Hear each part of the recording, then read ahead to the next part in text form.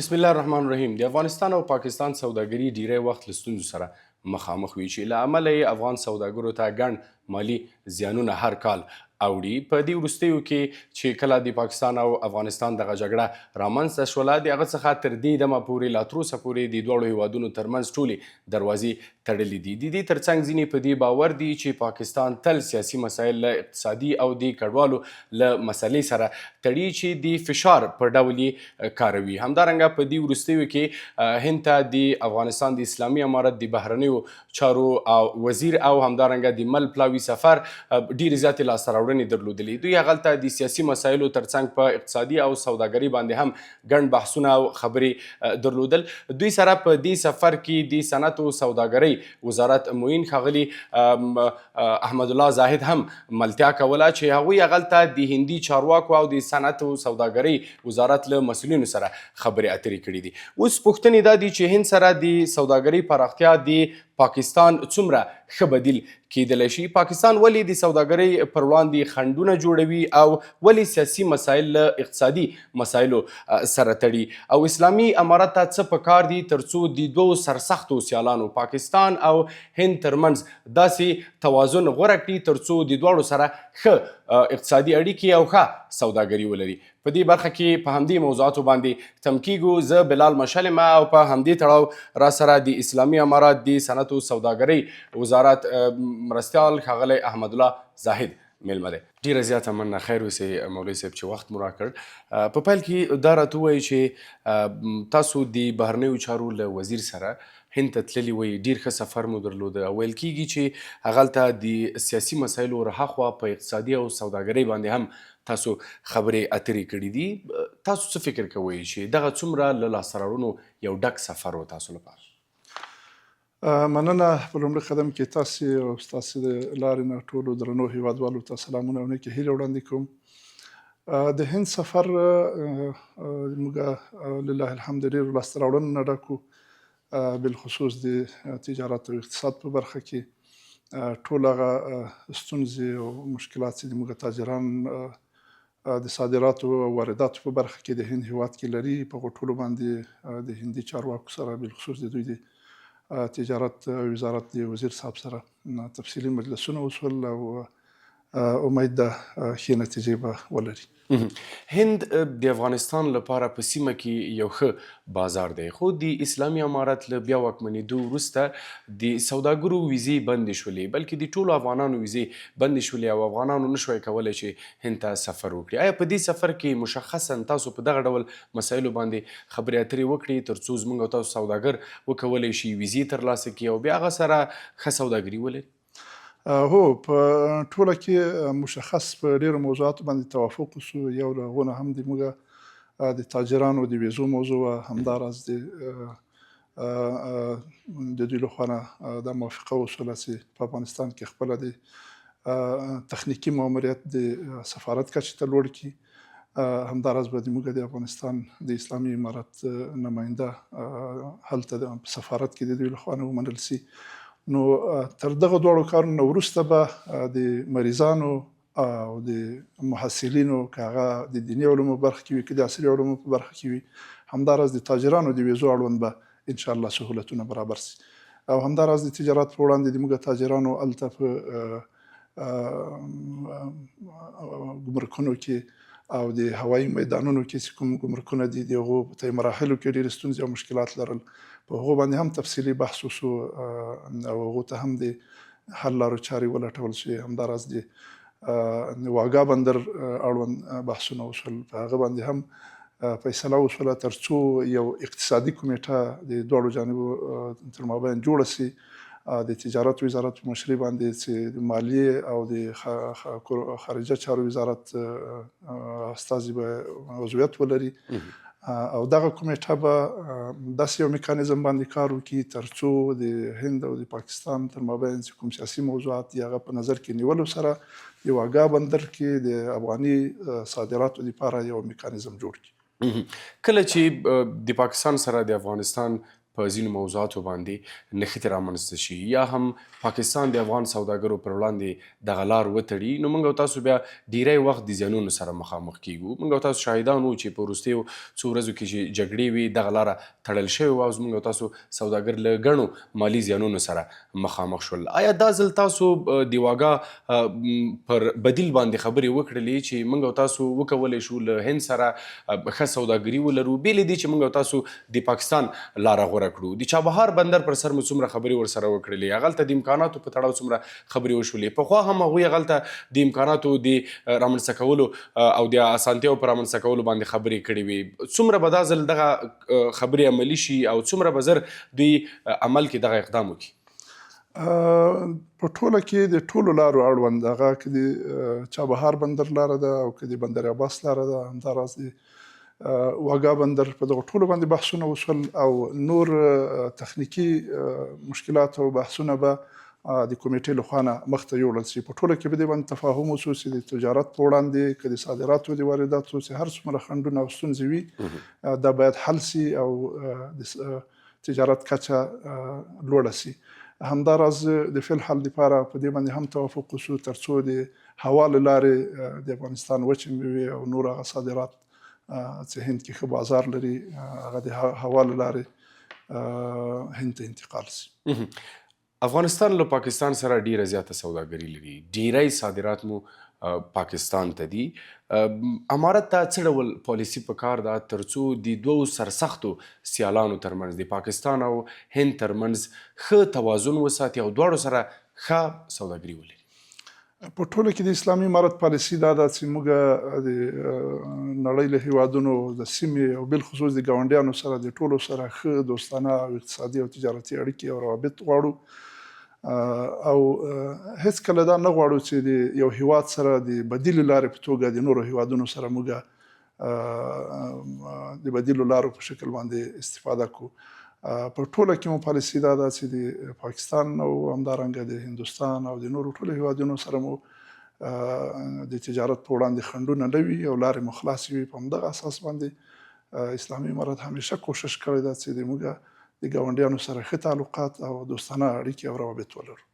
آیا اسلامي امارت فکر نه کوي چې له یوه هیواد سره لکه هند سره که موږ او تاسو ډیره سوداګري کوو نو له پاکستان سره به یو څه سوداګري کمیږي، او یا هم که پاکستان سره موږ او تاسو ډیره سوداګري کوو طبیعي ده چې په هند باندې به اغېز کوي. په دغسې یو حالت کې به اسلامي امارت څه ډول پالیسي غوره کړي؟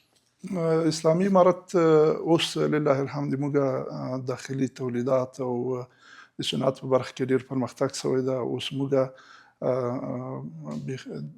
د هغه کچه چې د جمهوریت په وخت کې موږ څومره صادرات لرل، اوس موږ کولی شو ټولو هغه هیوادونو ته چې موږ اړیکې ورسره جوړې او د صادراتو په وړاندې خنډ نه وي نو صادرات وکړو، او دا به په دې معنا نه وي چې نورو هیوادونو سره د موږ د صادراتو کچه ټیټه شي، ځکه اوس موږ زراعتي محصولات او تولیدات په خپلو بازارونو کې په ډېر کم قیمت باندې پلورل کېږي، ځکه موږ نورو هیوادونو ته په هغه کچه باندې صادرات نه لرو چې څومره مناسب ده. نو که څومره هند ته هم د موږ صادراتو کچه لوړېږي دا په دې معنا نه ده چې نورو هیوادونو ته به د موږ صادرات کمیږي. ښه، پاکستان سره تر وروستۍ نښتې وروسته لا تر اوسه پورې د پاکستان او افغانستان ترمنځ ټولې دروازې تړل شوي دي. اسلامي امارت ته څه پکار ده چې په دغه ډول شرایطو کې دوی خپل سوداګر له زیانونو څخه وژغوري؟ آیا دته مو کوم پلان نیولی او پالیسي شته چې په دغسې شرایطو کې زموږ او تاسو سوداګر باید نورې لارې ولري، نور بدیل بازارونه ولري تر څو خدای مکړه دوی زیانمن نشي؟ په ټوله کې د اسلامي امارت پالیسي دا ده چې سیاست او اقتصاد او تجارت سره جدا وي او ګاونډیانو ته هم همیشه دغه غوښتنه دا وړاندیز کړی تر څو که سیاسي لحاظ باندې څه ستونزې او مشکلات رامخته کېږي نو موږ اقتصاد او تجارت او عام ملتونه باید متضرر نه شي. نو بیا هم د اسلامي امارت دغه پالیسي ده چې هرګز نه غواړو چې د موږ سیاست او اقتصاد او تجارت سره تړلې وي، باید دواړه سره جلا وي. که کوم وخت په اقتصادي سیاسي لحاظ کوم ستونزې هم رامنځته کېږي د موږ تجارت او اقتصاد او ملتونو تر مابین متضرر نه شي. ډیری وخت چې کله افغان سوداګر د دغو لارو په بندېدو سره زیانمن کیږي نو دوی د بدیلو لارو غوښتنه کوي، خصوصا د چابهار بندر په تړاو دوی وایي. خو چابهار بندر هم هغلته د ځینو محدودیتونو سره مخ دی، د امریکا له لوري پرې محدودیتونه شته دي. تاسو چې دا ځل له هند سره خبرې وکړلې، هغوی هم یو ډاډ ورکړل چې دوی به له امریکا سره هم په دې تړاو غږیږي تر څو خدای مکه د هند او د افغانستان دغه سوداګري د هغو محدودیتونو له امله چې امریکا په ایران ایښي دي زیانمنه نشي. آیا فکر کوئ چې دغه ډاډ چې تاسو ته درکړی دا به په عمل کې هم ثابت شي او آهسته آهسته به د هند او د افغانستان سوداګري د چابهار پر لارې ډیره ښه او منظمه ترسره شي؟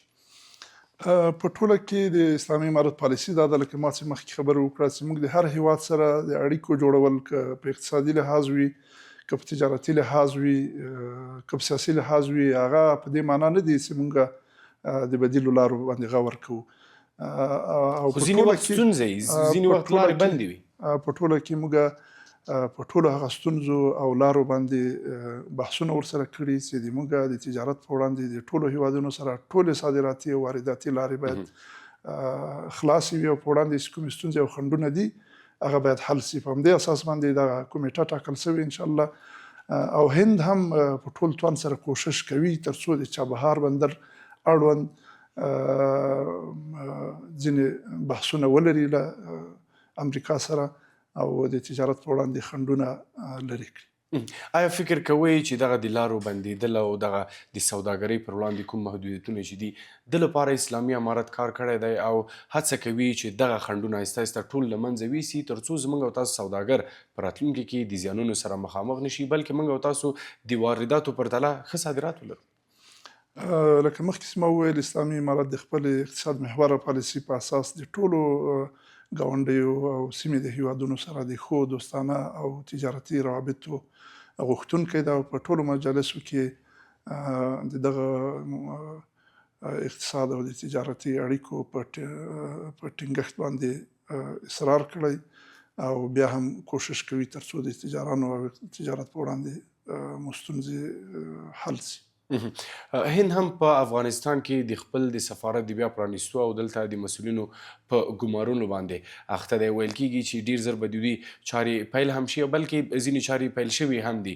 آیا فکر کوئ چې د دوی د سفارت د چارو بیرته پیلېدل به د سوداګرو ترمنځ یوه ښه همغږي رامنځته کړي او دواړه هیوادونه به وکولی شي چې په دې برخه کې شته ستونزې په اسانۍ سره حل کړي د ډیپلوماټیکو لارو او خبرو له لارې او په راتلونکي کې ښه سوداګري ولري؟ څومره مودې ته فکر کړی دی چې په راتلونکي کې به د نورو بازارونو پر ځای هند د افغانستان ښه بازار؟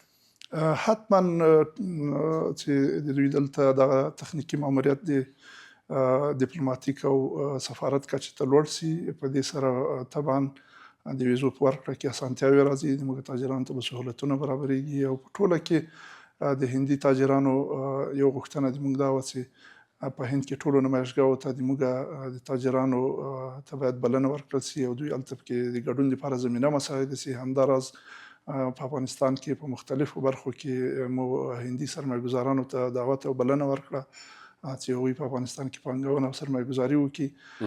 په ټوله کې سفرونه او تګ راتګ مثبتې پایلې لري او موږ امیدوار یو چې د تجارت او د اقتصاد په برخه کې به موږ ښه پرمختګونه ولرو. آیا له پاکستان سره موږ او تاسو کومه هوکړه لرو یا پخوا مو درلودله یا اسلامي امارت د داسې یوې هوکړې په لټه کې دی چې سوداګر وکولی شي هم د پاکستان هم د افغانستان چې په اسانۍ سره تګ راتګ وکړي او ښه سوداګري ولري؟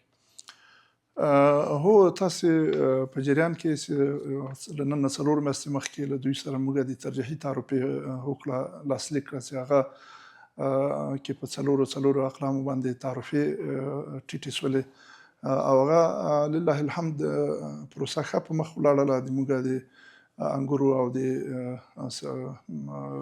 سبزي په برخه کې له هغه نه د موږ ښې لاسته راوړنې لرلې، خو په وروستیو کې چې لارې تړل شوي دي نو امید شته چې د تجارت او د سوداګري په وړاندې هر څومره زر کېدلی شي لارې بیرته خلاصې شي.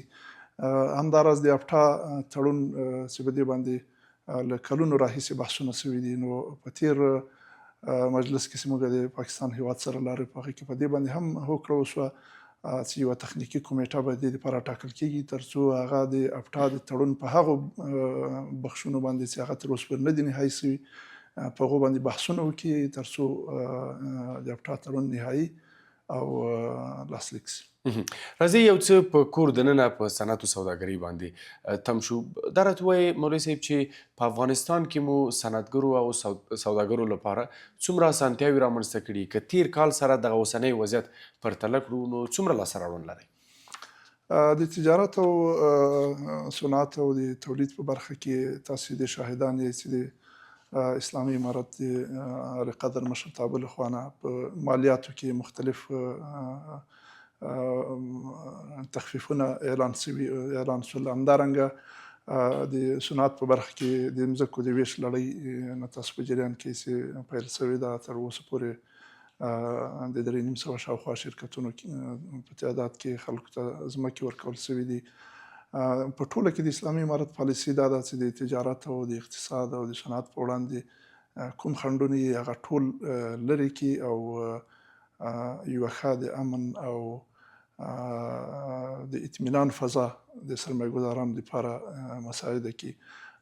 د مالیاتو په اړوند نور هم موږ امید لرو چې د اسلامي امارت د اقتصادي ستونزو د حل کېدو سره به نور هم ډیر تخفیفونه د مالیاتو په برخه کې راسي. یوه ډیره لویه ستونزه چې افغان سوداګر او افغان صنعتکاران ورسره مخامخ دي هغه د برېښنا نشتون دی، او بیا دغه کومه برېښنا چې لري د دوی لوړ لګښتونه دي. که وروستیو 2-3 کلونو کې موږ او تاسو وګورو د دوی دغه لګښتونه ورځ تر بلې مخ په لوړېدو دي. دوی به شکایت هم کوي او دا ستونزه یې په وار له تاسو سره شریکه کړې هم ده چې دغه برېښنا باید یو څه زیاته شي او یو څه باید لګښتونه پې کم راشي. په دې برخه کې تاسو له برېښنا ریاست سره خبرې کړي دي؟ څومره تاسو ته ډاډ درکړل شوی دی چې دا ستونزه به حل شي؟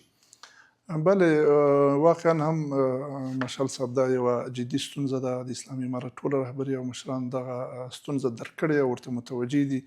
تاسو په جریان کې د ازبکستان هیواد همداراز د تاجکستان هیواد سره د 1500 او 1000 کیلو ولټه لاینونو د کابل ته د را رسېدلو پروژې اوس عملا تر کار لاندې دي. همداراز نور هم په داخل کې د تولید مختلفې پروژې تر کار لاندې دي.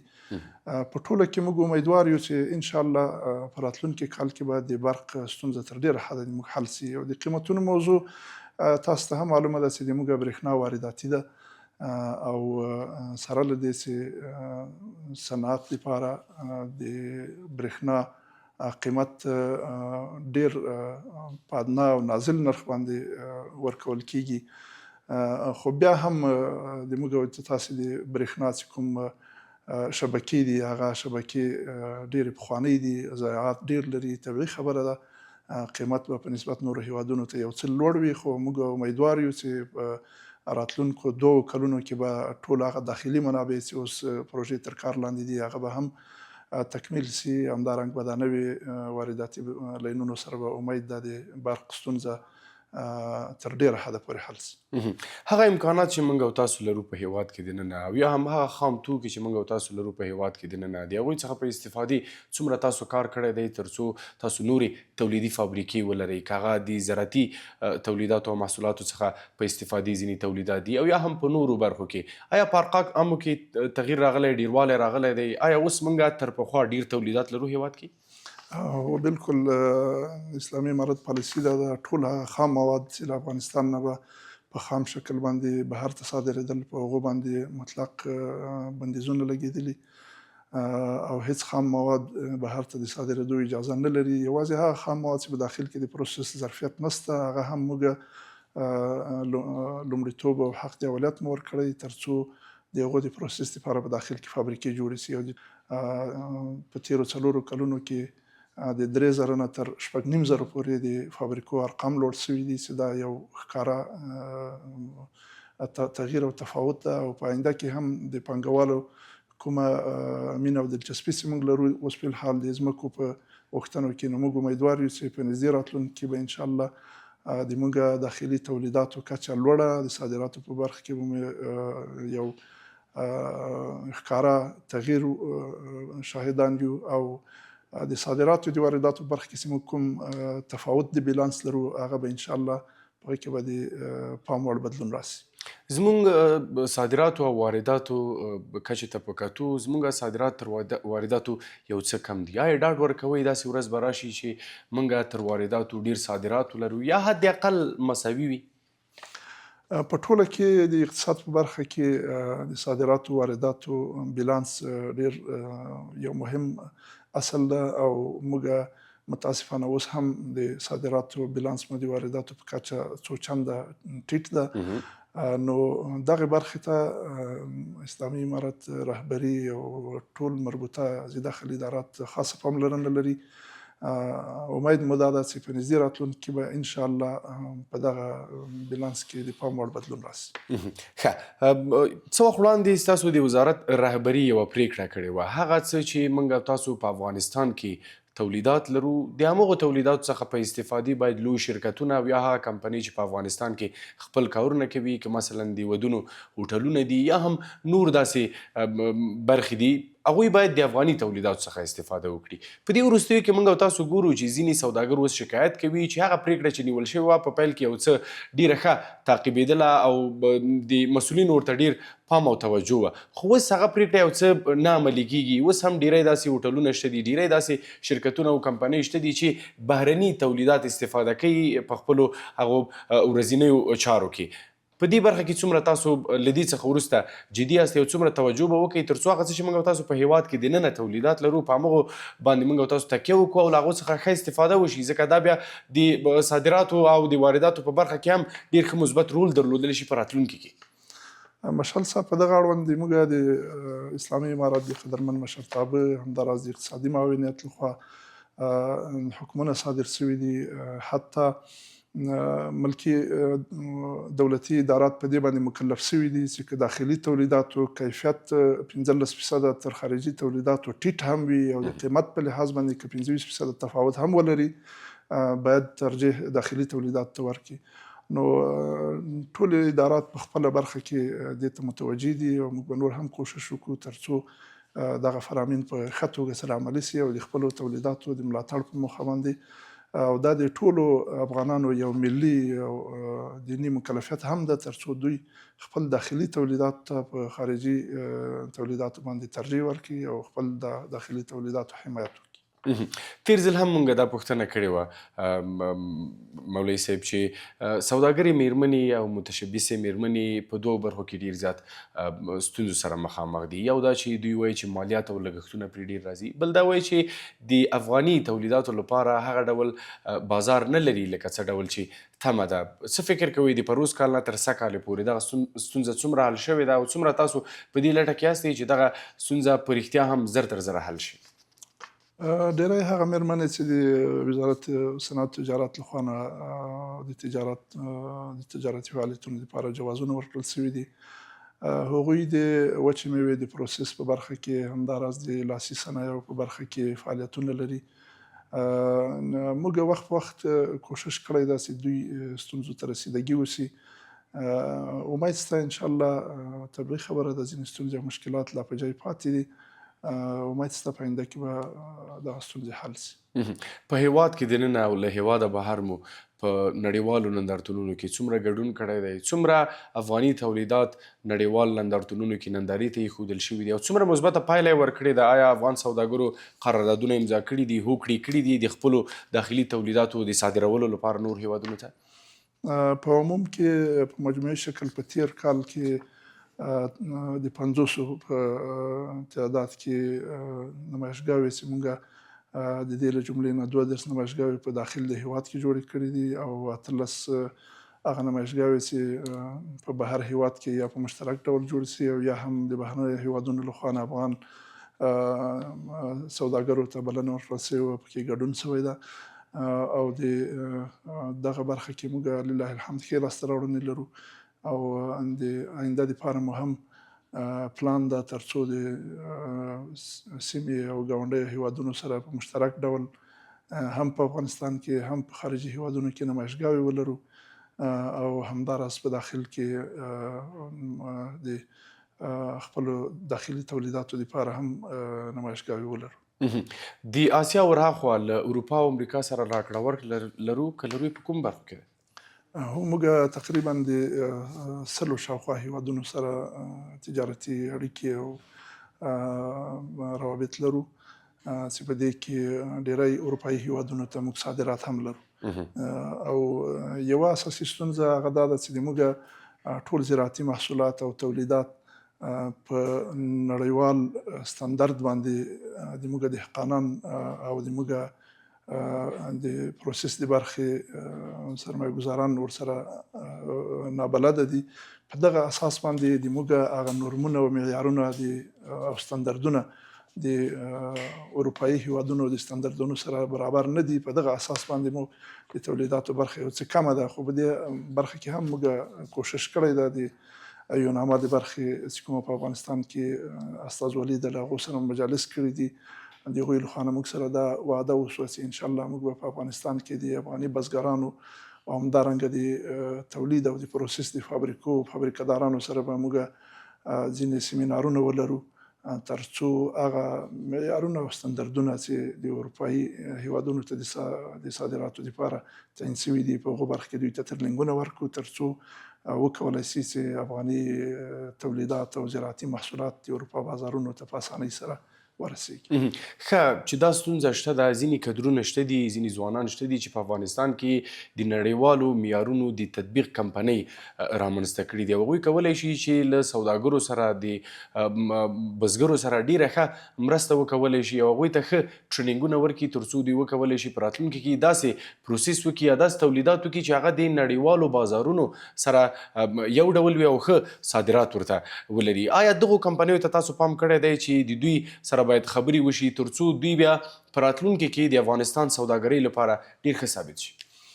هو په دغه اړوند باندې د مختلفو شرکتونو سره هم مجالس کړي دي او همداراز مو د صنعت تجارت وزارت د رهبري د کوششونو په نتیجه کې د عالی قدر مشرتابه له خوا نه د صادراتي زون په نوم باندې د کابل په ښار کې د هوایي میدان سره په څنډه کې 100 جریبه ځمکه هم ترلاسه کړې ده او اوس د هغې دپاره په تفصیلي پلان باندې کار کوو تر څو هغه شرکتونه چې هغوی د صادراتو برخه کې ښه وړتیا لري او دغه نورمونه او ستاندردونه په پام کې نیولو سره تولیدات او پروسس کولی شي تر څو هغوی ته په دغه پروسس په زون کې جای ورکړو او زموږ صادرات او تولید او بسته‌بندي د نړیوالو معیارونو سره برابر او خپل صادرات مو اروپایي هیوادونو ته صادر کړلی شو. په دې وروستیو کې موږ او تاسو شاهدان یو چې د افغانیو بیې د ډالرو پر وړاندې او د نورو بهرنیو اسعارو پر وړاندې په ډېر ښه وضعیت کې دي، خو د ځینو توکو بیې ډېرې زیاتې لوړې شولې. لکه دا څه وخت وړاندې موږ او تاسو شاهدان یو چې د تیلو بیې لوړې شولې. دلیل څه و؟ ولې دغه بیې لوړې شولې؟ اوس په څه ډول وضعیت کې دي؟ کنټرول به شي که نه؟ زه فکر کوم د بیې به یوازې د تیلو لوړې شوي، نور خو چې د ما څومره معلومات دي د تیلو نرخونه نسبت د سیمې او ګاونډیو هیوادونو ته په نسبت سره افغانستان کې اکثر بیې په ښه اندازه باندې دي. خو یو دم لوړې شولې دغه بیې. یوازې د تیلو اړوند د افغانستان اسلامي امارت د رهبري د پریکړې په اساس باندې د نورم ستاندرد ادارې د پیشنهاد او د ستاندرد د عالی شورا تر تایید او د مشرتابه تر منظوري وروسته د نفتي موادو د وارداتو لپاره یو نورم منظور شو. هغه نورم چې هغه په سیمه او په نړیوالو هیوادونو کې هم تایید شوی او د فلحال معمول ده. د هغه نورم په اساس باندې ځینې هغه بې کیفیته تیل چې یا د ګاونډیو هیوادونو او یا هم د نورو هیوادونو نه افغانستان ته راوړل کېدل چې هغه له سره موږ تیل یا ډیزل یا پټرول نشو بللی، بلکې خام مواد په ډېر ټیټ کیفیت باندې چې هغه د سرطاني امراضو همدارنګه د ډېری تنفسي امراضو سبب کیږي. متاسفانه په تېرو 20 کلونو کې افغانستان د ډېرو داسې تولیداتو او د ځینې سیمه ییزو هیوادونو د صادراتو لپاره مارکیټ او بازار و چې هغه مستقیم د انسانانو د ژوند او د مرګ سبب ګرځېږي. نو په دغه اساس باندې هغه بې کیفیته توکي بند شول طبیعي خبره ده د بې کیفیته توکو په نسبت سره به د با کیفیته توکو نرخ یو څه لوړ وي خو یو شی زه تاسو ته اطمینان درکولی سم چې د با کیفیته تیلو نرخ به یوازې 5 یا 6 افغانۍ د بې کیفیته تیلو په نسبت سره لوړ وي. اوس په حال چې کوم نرخونه لوړ شوي دي دا په موقتي ډول باندې لوړ شوي دي. ټول هغه تاجران چې هغوی با کیفیته تیل واردوي په هغو باندې لګښت زیات راځي ځکه ترانسپورتي مصارف یې ډېر دي. دغه تیل د بلاروس او آذربایجان او عراق او د دغو هیوادونو نه راځي. له روسیې سره موږ یوه هوکړه درلودله، د هغې هوکړې له مخې اوس هم تیل راځي افغانستان ته؟ بلې تیل راځي خو متاسفانه په دې وروستیو میاشتو کې د روسیې هیواد ځینې هغه تصفیه چې د اوکراین له خوا نه تخریب شوي دي تقریبا تر 40% پورې د روسیې د نفتي موادو په تصفیه خانو کې او د دوی په استخراج کې کمښت راغلی. په دغه اساس باندې د روسیې هیواد پرېکړه وکړه چې د دغه روان میلادي کال تر پایه پورې دوی خپل صادرات بند کړل. په دغه اساس هم یو څه نرخونه لوړ شول. او وروستۍ پوښتنه دا چې افغانستان به کله د پیاوړي اقتصاد خاوند شي، کله به موږ ښه پراخه سوداګري ولرو، ښه صادرات به ولرو او هغه ورځ به راشي چې افغانان نور ځوانان نور د کارونو لپاره د بهرنیو هیوادونو مزدوران نشي او په هیواد کې دننه د ښه اقتصاد خاوند اوسي. اسلامي امارت په دې برخه کې کوټلي ګامونه اخیستي دي او مختلفو برخو کې داسې پریکړې او پالیسیانې عملي کړي دي چې د هغې په اساس به انشاءالله د افغانستان هیواد په نږدې راتلونکي کې د یو وارداتي هیواد په ځای باندې په اقتصادي تولیدي او صنعتي او صادراتي هیواد باندې بدل شي او انشاءالله ټول هغه ځوانانو ته چې هغوی د کار انرژي وړتیا لري هغوی ته په کور دننه د کار زمینه مساعد شي. ډېره زیاته مننه او د هغې ورځې د راتګ په هیله. سلامت سي، خیر اوسئ چې افاق ته مو وخت ورکړ. نړۍ مننه. سلامت سي، خیر اوسئ.